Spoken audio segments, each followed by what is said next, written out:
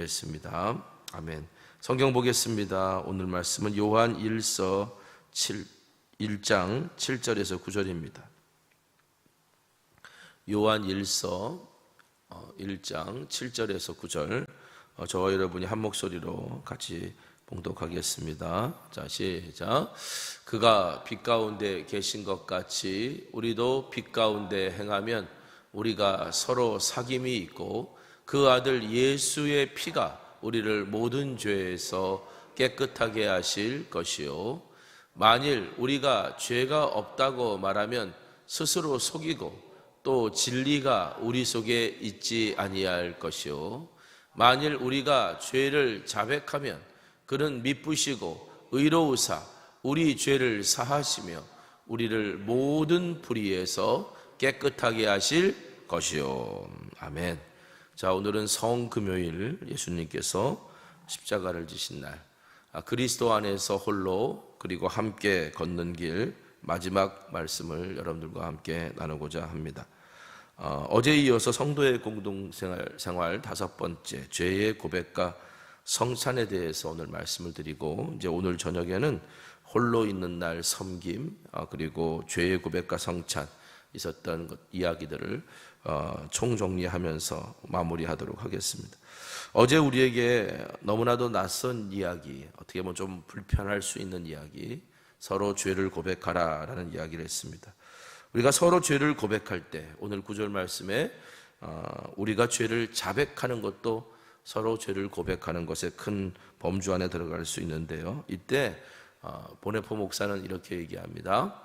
우리 공동체 안에 네 가지 돌파가 일어난다. 브렉스루라고 하는 말인데요, 우리가 흔히 쓰는 표현은 아닙니다. 그런데 이건 이제 결정적인 전환, 극적인 전환, 이렇게 표현할 수도 있겠어요.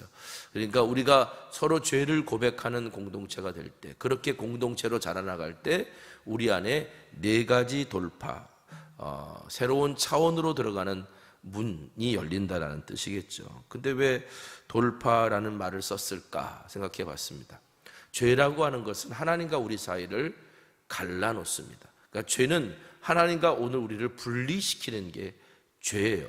그럼 하나님 안에서 생명 있게 살아가야 될 우리가 마치 물 속에 물고기가 있어야 되는데 물 밖으로 나온 물고기는 점점 죽어가듯이, 마찬가지로 하나님과 분리된 오늘 우리는 죽어갈 수밖에 없는 죽은 존재라고 하는 거죠.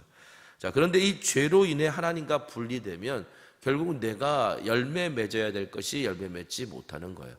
하나님께서 오늘 우리에게 은혜를 흘려보내 주시고 복을 흘려보내 주시고 너희들 세상에 복을 흘려보내는 인생이 되라, 복이 되라 하셨는데, 그 죄가 하나님과 우리 사이에 가로막혀 있으면 마치 꼬인 호수처럼, 하나님은 오늘 우리에게 여전히 물을 흘려보내 주시지만 꼬인 호수처럼 우리 안에서 더 이상 물이 흐르지 않는 거예요.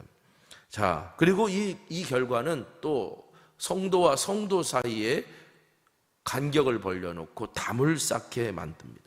그게 어떻게 보면 이 죄가 우리 가운데 쌓여져 있고 우리 안에 있으면 이게 견고한 견고한 요새 같은 역할을 하고 있다는 거죠. 결국 여러분, 죄의 결과는 사망이고요, 그리고 우리의 영혼과 우리의 신앙과 그리고 공동체의 한계가 되는 거예요. 죄로 인해서 담이 쌓이고 그게 견고한 진이 되고 요새가 되고, 그게 결국 뭡니까? 내가 더 이상 자라지 못하게 하는 신앙의 한계가 되더라. 이 공동체가 더 이상 어떤 하나님의 그리스도를 본받고 하나님 디자인하신 모습으로 능력 있게 세상에서 영향력 있게 행사하지 못하게 가로막는 한계점이 되더라라는 겁니다. 그래서 결국은 점점 죽어가는 인생들, 죽어가는 신앙이, 죽어가는 공동체가 되어가는 거예요. 그렇기 때문에 죄를 고백하는 게 너무 중요한 거고요, 용서의 공동체가 되는 게 중요한 거예요. 우리가 분명히 알아야 될 것은 죄를 용서하실 수 있는 분은 오직 하나님 한 분뿐이시죠. 우리가 죄를 용서할 수 있는 건 아니에요. 그러나 우리가 예수 그리스도의 이름을 믿고 죄를 자백하면 용서하는 이들도 사해 주시겠다라고 주님께서 약속하셨고요, 사람과 사람 사이에 가로막혀 있는 담도 십자가로 소멸하시겠다라고 약속하셨고요, 무엇보다도 그리스도의 대속의 십자가는 오늘 하나님과 오늘 우리 가운데 분리시켜 놓았던 것들을 다시 연결시키시면서 화목하게 하심으로써 오늘 우리에게 복이 되라고 하신 하나님의 그 놀라운 은혜가 우리 가운데 임할 수 있게 한다는 거예요. 그래서 에베소서 2장 14절에서 16절에 있는 말씀 우리 한번 같이 읽어보겠습니다. 자, 시작. 그는 우리의 화평이심 둘로 하나를 만드사 원수된 것 곧 중간에 막힌 담을 자기 육체로 허시고 법조문으로 된 계명의 율법을 폐하셨으니 이는 둘로 자기 안에서 한 새 사람을 지어 화평하게 하시고 또 십자가로 이 둘을 한 몸으로 하나님과 화목하게 하려 하십니다. 원수된 것을 십자가로 소멸하시고 라고 했던 겁니다. 그러므로 여러분, 죄의 고백은 우리가 하나님과 화목하고 그리고 우리 가운데 막힌 담인 사망의 견고한 짐을 헐게 만드는 십자가의 능력 아래에서 우리가 살게 한다는 거죠. 결국 그래서 죄의 고백이 돌파를 이뤄낸다는 거예요. 하나님 앞에 나아가지 못하도록 만들어놓은 우리의 한계를 돌파하고 형제에게 자매에게 우리 서로에게 나아가지 못하도록 만들어놨던 견고한 담들을 무너뜨리고 나아갈 수 있게 된다는 것. 이게 바로 십자가의 능력 아래에 거하는 거고 죄의 고백이 가지는 힘이라고 말하는 겁니다.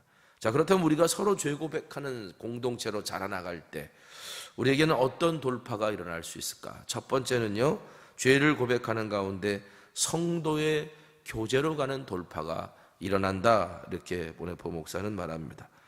죄는 우리로 하여금 홀로 있게 만듭니다. 공동체 안에 있으면서도 공동체와 떨어져서 홀로 있게 만든다는 거죠. 그리고 성도 간의 사귐을 멀리하게 만드는 게 그게 우리의 죄라는 거예요. 빛을 두려워해서 빛 가운데 있지 못합니다. 드러내지 않고 숨어서 내 영혼이 병듭니다. 그리고 내 영혼이 병든다는 것은 여러분 홀로 있다는 것이, 홀로 있는 날이 중요한 것이 내가 홀로 있지만 나 혼자 있는 게 아니라 공동체에 영향을 준다 그랬잖아요. 기억나시죠? 내가 홀로 있어서 나가 그리스도를 닮아가고 성화될 때 오늘 내가 공동체를 건강하게 만드는 사람이 될 수 있는 반면에 내 영혼이 병들면 내가 공동체를 병들게 만들 수 있는 시작점이 될 수 있다라고 하는 거예요. 결국 공동체를 아프게, 공동체가 뭡니까? 결국 신앙 공동체가 그리스도의 몸이잖아요. 그리스도를 아프게 하는 존재로 변할 수 있다는 거예요. 그래서 이런 죄가 우리 가운데 있고 그것이 온전히 해결되지 않는 사람은 성도 간의 진정한 사귐이 없고 결국 만남을 가져도 가식적인 만남을 갖게 된다는 거예요. 우리가 시간이 없어서 교제 못하는 거 아니거든요. 우리에게 우선순위가 있다면 얼마든지 만나죠. 얼마든지 교제하죠. 얼마든지 하나 되죠. 얼마든지 하나님 기뻐하시는 모임들로 세워지죠. 근데 시간이 없어서 그러는 게 아니에요. 오늘 우리 가운데 여전히 나의 우선순위나 나의 내 안에 있는 어떤 죄성이나 이런 것들이 결국은 오늘 우리가 성도의 사귐으로부터 멀어지게 만들고, 그리고 어떻게 보면 가장 불행한 그리스도인인 거죠. 내가 죄를 졌어요. 내가 뭔가 해결해야 될 문제가 있어요. 그런데 홀로 있어요. 홀로 있으면서 공동체 안에서 홀로 있는 사람, 떨어져 있는 사람이야말로, 이거야말로 불행한 그리스도인 아닙니까? 그래서 보네포 목사는 이렇게 말합니다. 우리 한번 같이 읽어볼까요? 자, 읽겠습니다. 자, 시작. 죄 고백을 하게 되면 복음의 빛이 어둠 속 깊이 닫힌 마음 속으로 뚫고 들어갑니다. 그리고 죄는 빛 가운데 밝히 드러납니다. 죄를 인정하고 입술로 죄를 고백하기까지는 치열한 싸움이 벌어집니다. 그러나 하나님은 논문을 깨트리시며 쇠빗장을 꺾으십니다. 내가 죄인이라고 인정하고 고백하기 전까지 우리 안에 얼마나 큰 싸움이 벌어져요. 안 돼! 라고 그 문을 열지 못하게 만드는 온갖 영적 싸움이 벌어지지만, 그러나 우리가 죄를 고백하게 될 때 하나님은 논문을 깨트리시고 쇠빗장을 꺾으셔서 그 견고한 진의 문을 여신다라는 거예요. 음부의 권세가 이길 수 없게 된다는 거죠. 그러므로 여러분, 숨겨져 있는 죄, 고백되어지지 않은 죄는 오늘 우리 가운데 악한 영으로 역사하는 힘이 된다는, 어둠의 힘이라면 고백되어진 죄는, 빛 가운데 드러난 죄는 이미 힘을 잃어버린 거예요. 그러니까 어둠 속에 있는 죄는 우리 가운데 계속 역사합니다. 그리고 사귐을 멀리하게 만들고, 그리고 이름뿐인 가식적인 사귐을 하게 만들고, 공동체를 병들게 하고, 이렇게 하지만 고백되어진 죄는 빛 가운데 노출됐기 때문에 힘을 잃게 되고 오늘 이 공동체에서 아무런 영향을 행사하지 못한다는 거죠. 그래서 그로 말미암아 진정한 형제 사귐이 가능하게 된다. 그래서 요한 사도가 이렇게 말하는 겁니다. 요한 1서 1장 7절, 그가 빛 가운데 계신 것 같이 우리도 빛 가운데 행하면 우리가 서로 사귐이 있고. 진정한 사귐은 우리가 어둠 속에 있는 것, 내가 죄를 숨겨놓고 감춰놓고 있는 게 아니라, 그래서 가식적으로 만나는 게 아니라, 나는 경건한 사람인 척하면서 만나는 게 아니라, 나는 괜찮은 사람인 척 만나는 게 아니라, 나는 문제가 없는 것처럼 만나는 게 아니라, 오늘 나의 연약함과 허물을 서로 빛 가운데서 드러내놓고 만난다면 진정한 사귐이 있다라고 하는 거죠. 그리고 그 진정한 사귐이 있을 때 그게 한 사람하고 만나든 두 사람하고 만나든 전체 공동체에게 영향을 주기 시작을 하고, 그리고 거기서 용서함을 받을 때 전체 공동체가 용서한 것 같은 힘과 능력을 얻게 된다는 얘기예요. 두 번째로는요, 죄 고백 속에서 십자가로 가는 돌파가 이루어진다라고 하는 얘기입니다. 우리가 십자가를 온전히 붙들 수 있게끔, 십자가의 길을 갈 수 있게끔 하는 믿음을 우리가 가질 수 있게 된다는 거죠. 죄는 모든 죄의 뿌리입니다. 죄의 뿌리는 교만입니다. 교만. 내가 하나님처럼 되려고 했던 거, 인간의 모든 죄의 시작이잖아요. 너 이거 먹으면 하나님처럼 될 거야 라는 말에 선악과를 먹은 거 아니겠어요? 너 하나님처럼 되고 싶지? 하나님처럼 될 거야. 이게 교만이잖아요. 그런데 내가 형제 앞에서, 누군가 앞에서 나의 연약함과 허물을 드러낸다는 건 결국 뭘 의미하는 거예요? 겸손을 말하는 거예요. 겸손. 그래서 죄의 고백은 내가 얼마나 연약한 자인 것을 드러내지만, 그러나 반대로 우리 안에 죄의 뿌리인 교만을 부서뜨리는 역할을 하는 겁니다. 내가 내 자아를 죽이고 성도 앞에서 낮아지고 형제 앞에서 낮아지는 선택을 할수록 오늘 우리 안에 있는 자아는 죽고 교만은 무너진다는 거죠. 그런데 우리가 왜 죄의 고백을 망설이게 되느냐? 왜 나의 연약함과 부끄러움을 이야기하지 못하느냐? 그것 자체가 치욕스럽기 때문에 그래요. 그것 자체가 부끄럽기 때문에 그래요. 그런데 여러분, 히브리서 12장 2절 한번 같이 읽어보겠습니다. 읽겠습니다. 시작. 믿음의 주여 또 온전하게 하시는 이인 예수를 바라보자.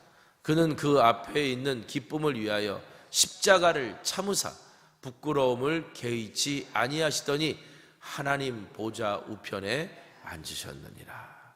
여러분, 십자가는요, 유대인들에게는 저주의 상징이고요, 이방인들, 로마 사람들에게는요 어리석음의 상징이에요.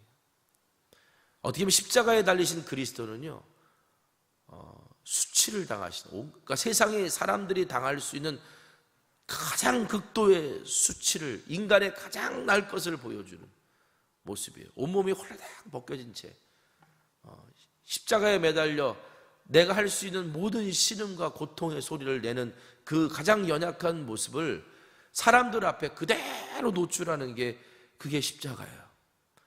예수님이 당신의 죄 때문이 아니라 우리의 죄를 짊어지시고 우리 대신 십자가에서 치욕을 당하시고 부끄러움을 당하시고 수치를 당하셨지만 그거를 그 십자가에서 개의치 않으셨다라고.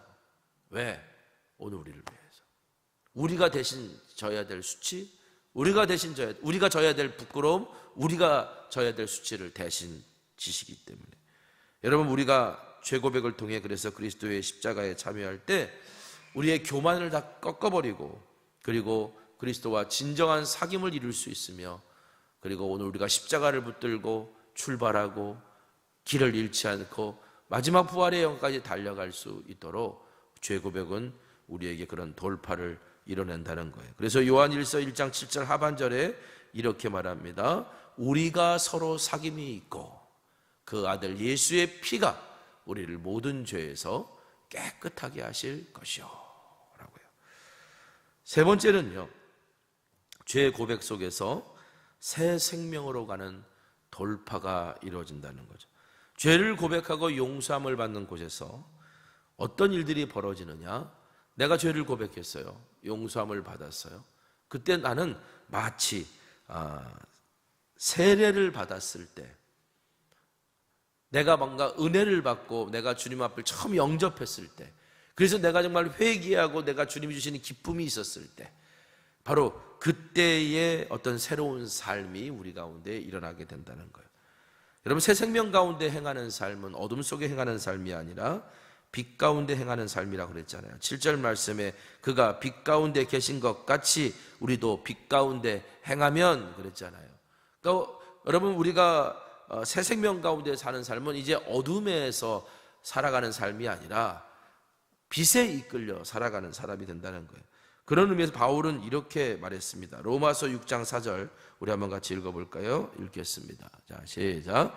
그러므로 우리가 그의 죽으심과 합하여 세례를 받음으로 그와 함께 장사되었나니 이는 아버지의 영광으로 말미암아 그리스도를 죽은 자 가운데서 다시 살리신과 같이 우리로 또한 새 생명 가운데서 행하게 하려 함이라. 우리가 죄를 고백하면, 그리고 용서함을 받으면, 그리고 세례를 받음으로 우리가 새롭게 태어나는 것처럼, 새롭게 세례를 받음으로 내가 그리스도와 함께 장사되고 그리고 다시 그리스도와 함께 부활하게 되는 것을 새로운 생명처럼 살아가는 것처럼, 죄의 고백과 용서 안에는 새로운 삶, 그 세례 때 얻었던 기쁨, 다시 말하면 주님을 영접하면서 얻었던 그 기쁨을 다시 회복하게 되는, 어둠에서 빛으로 나온 기쁨을 다시 누리며 살게 되는 그런 돌파가 이루어진다는 것. 내가 옛사람과의 삶을 끌어내지 못하고 여전히 옛사람의 흔적 가운데 괴로워하면서 벗어나지 못한다면, 그 내 안에 죄가 있음을 고백하고 주님 앞에 용서를 받으면, 그러면 어떻게 해요? 새 생명의 삶으로 다시 돌파가 이루어져요. 새 생명의 삶을, 새로운 삶의 삶을 다시 살아갈 수 있는 그런 은혜가 주어진다라고 하는 거예요. 마지막 네 번째는요, 죄의 고백 속에서 확신, 내가 죄 용서함 받은 하나님의 자녀라는 확신에 이르는 돌파가 이루어진다는 거예요. 오늘 우리가 죄가 만연하고 옛사람과 옛사람의 죄의 흔적이 우리 가운데 계속 남아서 내 발목을 잡기 시작하면 어느 순간 내가 스스로요 패배감에 사로잡히기 시작하는 거예요. 나는 이 죄를 극복 못하는 거 아니야? 나는 어쩔 수 없이 안 되는 사람인가 봐. 마음은 원인데 육신의 한계에 늘 갇혀지네. 내 감정에 여전히 나는 휘둘리는 사람일 수밖에 없어 라고 하면서 오늘 우리 가운데서 스스로 신앙의 한계를 그어버리고요, 사탄은 우리 가운데 끊임없이 참수하게 되는 거예요. 사실 죄라는 게 그래요. 처음부터 오늘 우리를 하나님으로부터 확 뜯어놓으려고 우리 시작하지 않아요. 그 유혹이라는 게 그러잖아요. 미끼를 던지는 겁니다. 미끼를. 작은 타협부터 시작을 하는 거죠. 야, 세상 사람들 다 이렇게 살아가고 이렇게 살아도 어느 누구도 죄라고 얘기하지 않아. 봐봐, 저 목사님도 저렇게 살아, 장로님들도 저렇게 살아, 뭐 이러면서, 그러면서 오늘 우리 가운데 타협을 이끌어냅니다. 그럼 그걸 하나 허용하잖아요. 그 다음부터는 어떻게 해요? 그 다음은 더 큰 걸 요구하게 되고요, 더 큰 것에 끌려 들어가게 되고요, 죄는 죄를 낳고요, 죄는 죄를 낳는 거예요. 여기 복이 있지 않는 사람은 어떤 사람입니까? 악인의 꾀를 따르기 시작하는 사람이에요. 복이 있지 않은 사람은 악인의 꾀를 따르는 것부터 시작합니다. 악인의 생각, 악인의 방법, 악인이 가지고 있는 생활, 어떤 안에 세상의 가치관, 이거를 내가 따르기 시작하는 거예요. 그러다가 어떻게 돼요? 죄인의 길에 들어서는 거죠. 시편 1편의 얘기잖아요. 죄인의 길에 들어섭니다. 죄인의 길에 들어서도 결국 어떻게 돼요? 오만한 자리에 앉아요. 그 자리가 어떤 자리입니까? 하나님 자리예요. 하나님 자리가 앉아서 나는 이제 하나님 없어도 돼 라고 하는 자리까지 올라가게 되는 게 복을 잃어버린 자의 모습이에요. 그러나 복이 있는 자는 그렇게 살지 않는다는 거예요. 보네포 목사님 이런 얘기를 해요. 아니, 형제에게 죄를 고백하러 가는 것이 거룩하신 하나님께 가는 것보다 원래는 더 쉬워야 되는 거 아닌가? 이런 질문을 우리에게 해요. 저도 이 질문을 받고 조금 처음에 당황했어요. 그럴 수 있겠다. 왜 그 생각을 못했지? 아니, 형제에게 내가 죄를 고백하러 가는 것이 하나님께 죄를 고백하는 거로 가는 것보다 더 쉬운 거 아닌가 원래는? 이게 무슨 말입니까? 하나님은 어떤 분이세요? 완전하시고 의로우시고 그런 재판관이세요. 하나님의 판결과 결정으로 우리는 끝나는 거잖아요. 그러면 정말 두려울 수밖에 없잖아요. 근데 형제는요, 나랑 똑같은 죄인이에요. 나랑 똑같은 죄인입니다. 그런데 하나님께는 가서 하나님 잘못했어요 라고 맨날 가서 회개하고 막 그런다고 하면서 정작 서로 죄를 고백하라. 이건 너무 불가능한 이야기고요. 이건 내가 정말 부끄러운 이야기고요. 이렇게 얘기하는 우리의 모습의 태도 속에 혹시 하나님 앞에 죄를 고백하는 가르는 그 너의 모습에 문제가 있지 않을까라고 질문을 던져요. 혹시 하나님 앞에 죄를 고백하러 간다고 하면서 정작 나 자신에게 죄를 고백하고 스스로 용서하고 있는 거 아니냐? 이렇게 물어요. 이런 거 있잖아요. 셀프 사면이라고. 자기 혼자 스스로를 사면시키는 거예요. 나는 이제 하나님 앞에 이렇게 말했으니까 나는 용서함 받은 거야 라고 그렇게 하고 있지 않느냐 라고 돌아보라는 거예요. 내가 정말 하나님께서 나의 형제에게 내가 죄를 고백하고 용서를 구하면 그가 정말 그리스도의 이름으로 용서할 때 용서함 받을 수 있다는 권한을 주신 것을 믿는다면 나의 부끄러움과 허물도 형제에게 가서 이야기할 수 있고 죄의 용서를 위해 기도해 줄 수 있냐라고 말할 수 있는 게 그게 하나님 앞에 나아가는 하나님이 하나님 앞에 나아 죄를 자백하는 그 믿음보다 쉬운 거다라고 이야기를 합니다. 우리는 스스로 구원할 수도 없는 존재고 스스로 용서할 수도 없는 존재입니다. 우리의 죄를 용서하실 수 있는 분은 오직 하나님 한 분이시다. 그래서 형제 앞에서 나 자신의 부끄러운 죄를 고백할 수 있는 사람은 형제와 나 사이에 그리스도가 있는 것을 아는 자요, 그 자리에 하나님이 함께하고 계심을 믿는 사람이라는 결론을 우리에게 줍니다. 보네포 목사는 이렇게 말합니다. 내게 형제를 주신 것은 하나님 앞에서 우리에게 거룩한 용서의 확신을 주시려고 형제 앞에서 죄를 고백하도록 하는 것입니다. 우리를 분명하게 용서하셨다라고 하는 확신을 주게 하시려고 형제 앞에서 죄를 고백하게 하는 것이라고. 여러분, 오직 십자가 아래에 있는 형제만이 오늘 이 일을 할 수 있다는 거 다시 말씀드리지만 그 전제를 분명히 알고 우리가 행해야 되겠죠. 요한일서 1장 9절 마지막으로 읽겠습니다. 같이 읽습니다. 자, 시작. 만일 우리가 우리 죄를 자백하면 그는 미쁘시고 의로우사 우리 죄를 사하시며 우리를 모든 불의에서 깨끗하게 하실 것이요. 여러분, 이 약속의 말씀과 함께 분명한 제사함의 확신을 가지고 새로운 삶으로 나아갈 수 있는 저와 여러분 되시기를 바랍니다. 이제 오늘로 보네포 목사가 쓴 성도의 공동생활로 함께 읽으면서 봤던 그리스도 안에서 홀로 그리고 함께 걷는 길 이 주제 시리즈를 마칩니다. 우리 성천 50년 지난 50년을 마무리해 가면서 우리가 정말 주님이 허락하시는 진정한 성도의 공동체인가, 우리 안에 이런 사귐이 있는가를 먼저 점검해 봤으면 좋겠습니다.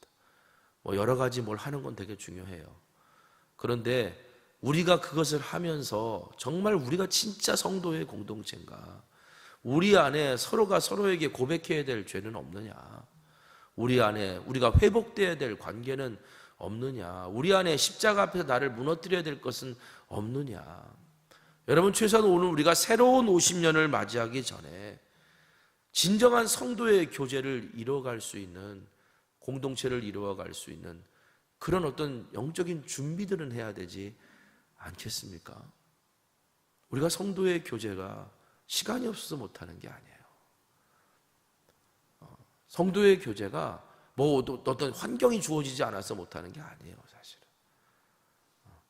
오늘 우리의 삶에 이 공동체가 나에게 얼마나 소중한 것인지를 알고 다가갈 수 있는 용기가 필요한 겁니다. 우리 새로운 50년을 향해 나아가기 전에 주님, 여기는 그리스도의 몸입니다. 그리고 나는 이곳의 지체입니다. 주님과 진정한 사귐이 있고 어떤 사람이 오더라도 어떤 상처받은 영혼이 오더라도 회복될 수 있는 공동체가 되게 하시고 우리 안에 어떤 실수와 실패가 있더라도 다시 그를 일으켜 줄 수 있는 기회를 줄 수 있는 그런 신앙 공동체로 우리가 서로 서가기를 소망합니다.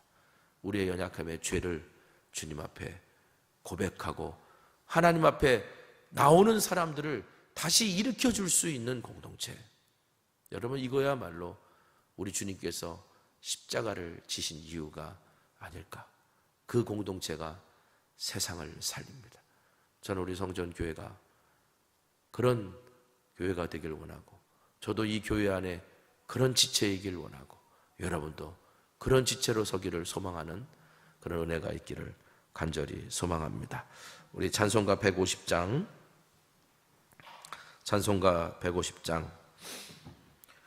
우리 4절 말씀, 3절 말씀 우리 찬송하고 3절 찬양하고 우리 함께 기도하기를 원합니다. 험한 십자가에